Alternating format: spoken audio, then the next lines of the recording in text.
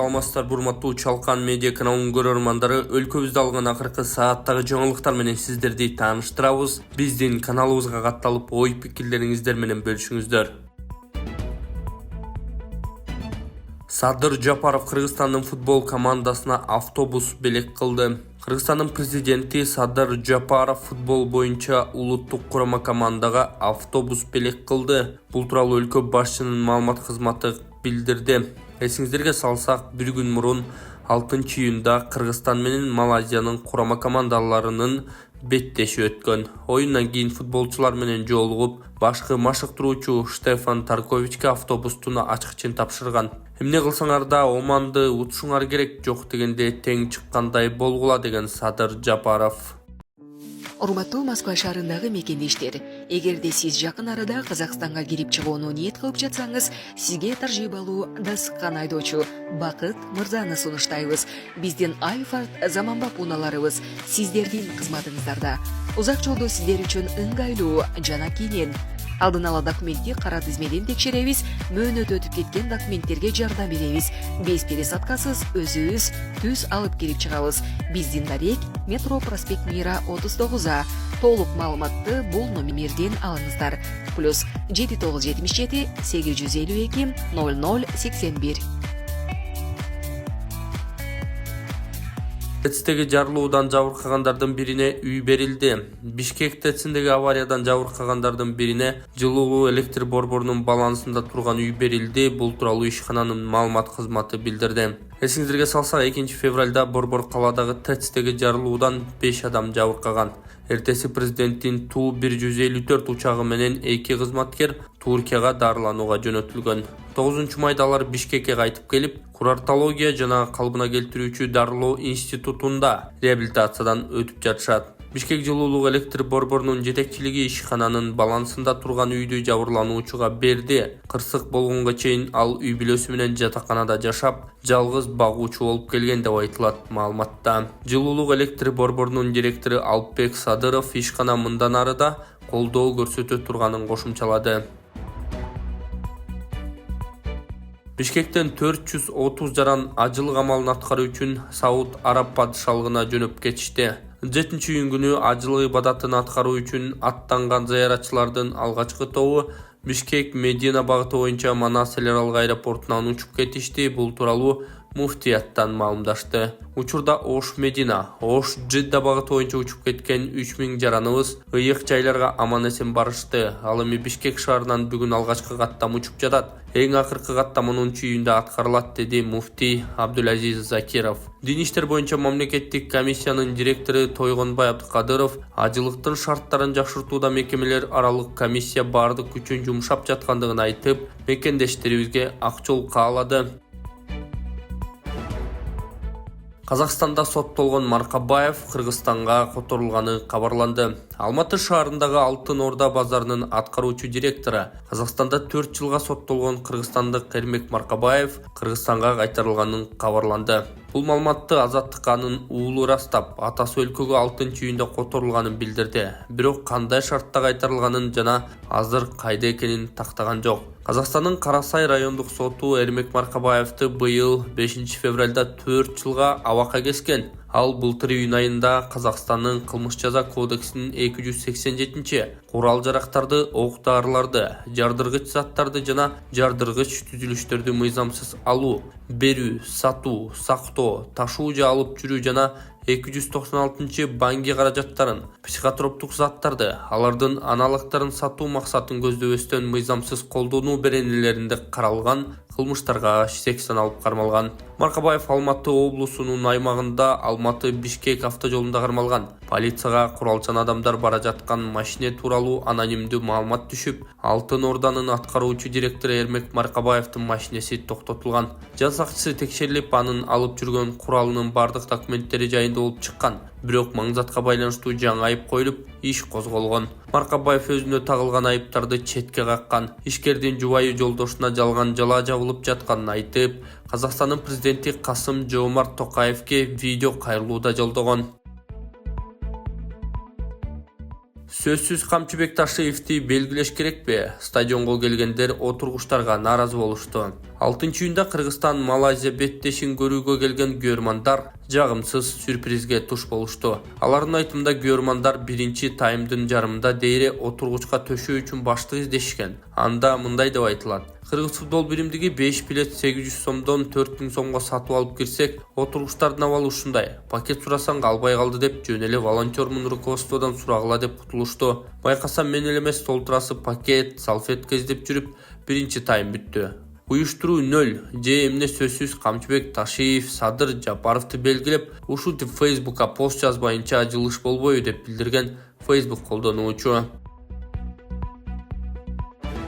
Бишкекте С тамгасынын формасындай өзгөчө имарат курула баштады. Бишкекте мамлекеттик салык кызматынын жаңы административдик имаратынын курулушу башталганын ведомстводан билдиришти. Салык кызматы билдиргенде 7 кабаттуу имарат С тамгасынын формасында болот. Имарат улуттук валюта, сомдун жана салык сөзүнүн С тамгасын символдаштырган өзгөчө формада курулууда. Имараттын кабаттары бири-биринин үстүнө тизилген тыйын сымал болмокчу деп айтылат маалыматта.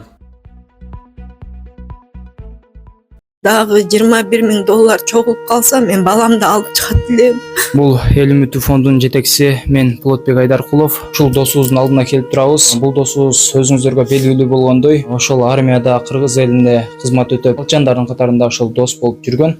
Ошол палчан достору кайрылып, ушул досубуз ушундай ооруга чалдыгып, оксусан кырсык болуп, аварияга учурап, ушундай акыбалга түшүп калды деп айтканына байланыштуу кележеге $9,000 буйруса чогулду. Дагы $21,000 жетпей турат туугандар.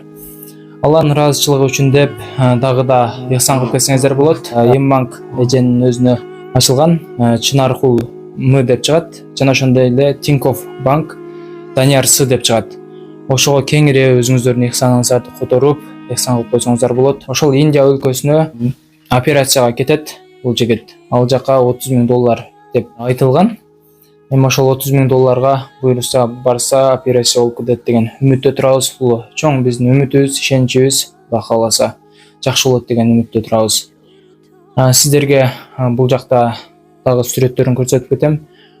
Бул таза жигитибиз ошо эл үчүн кызмат кылам деп, мекенибизди коргойбуз деп ошол армияда служба кылып жүргөн сүрөттөрүн бул жактан чыгарып кетем сиздерге.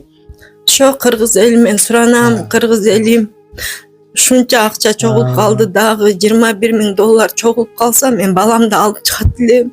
24 саат балам жанында отуруп, өзүм деле жүрөгүм болбой баратат.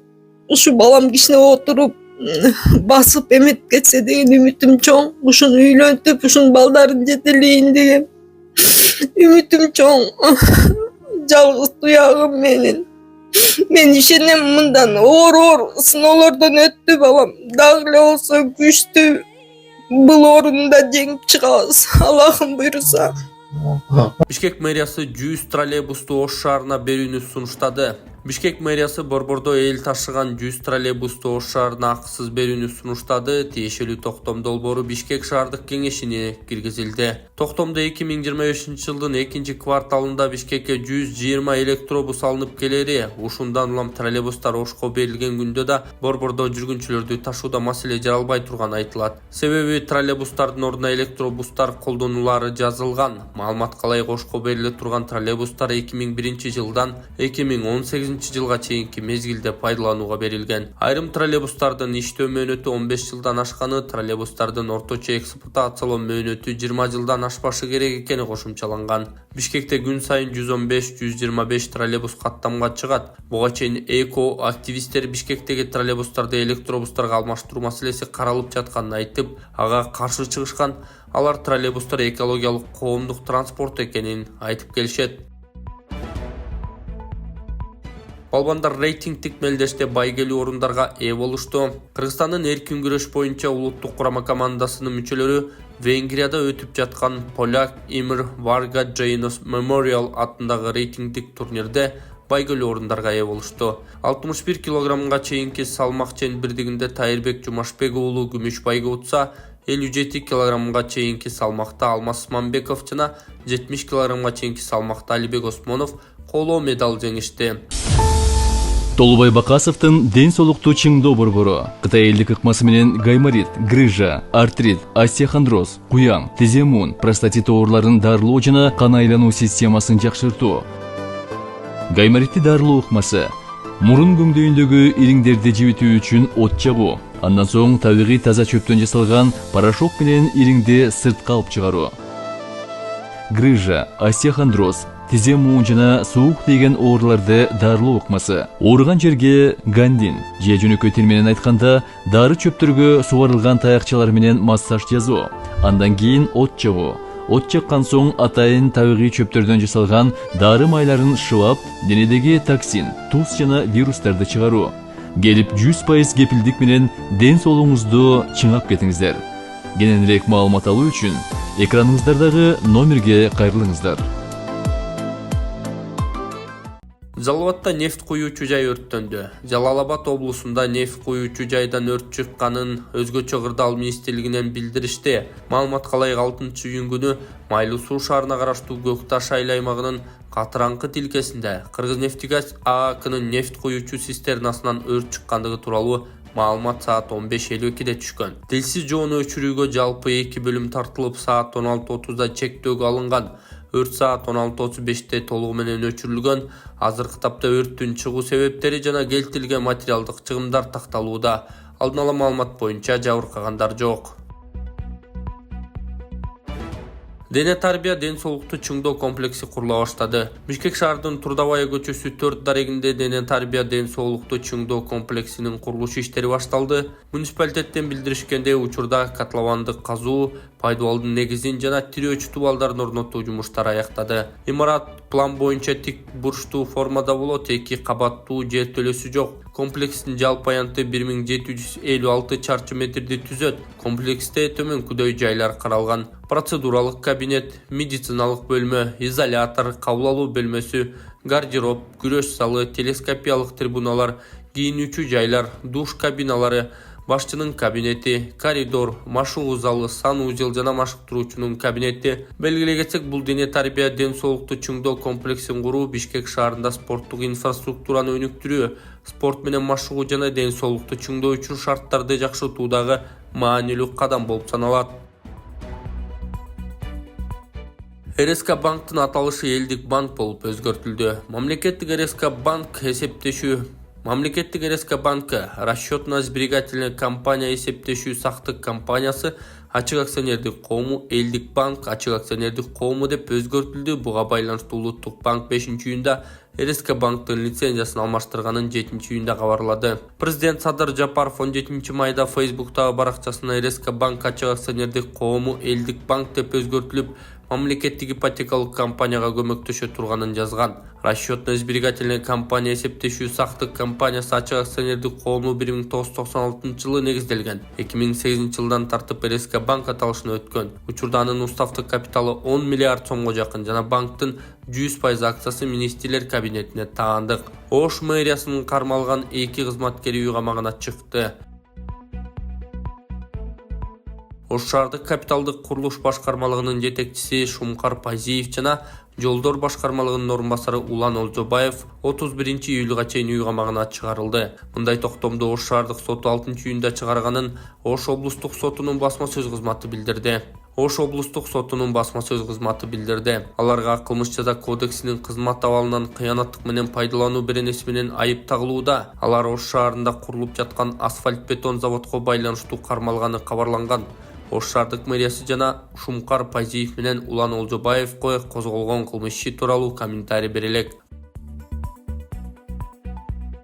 Талайбек Бейшебаев Кыргыз автожол түндүк мамлекеттик ишканасынын башкы директорунун 1-орунбасары болуп дайындалды. Транспорт жана коммуникация министрлигинен билдиришкендей, жетекчинин орунбасарын ишкананын жааматына министрдин 1-орунбасары Талантбек Солтобаев тааныштырган. Талайбек Бейшебаев буга чейин Кыргыз автожол мамлекеттик ишканасынын Ысык көл филиалынын директору болуп эмгектенген.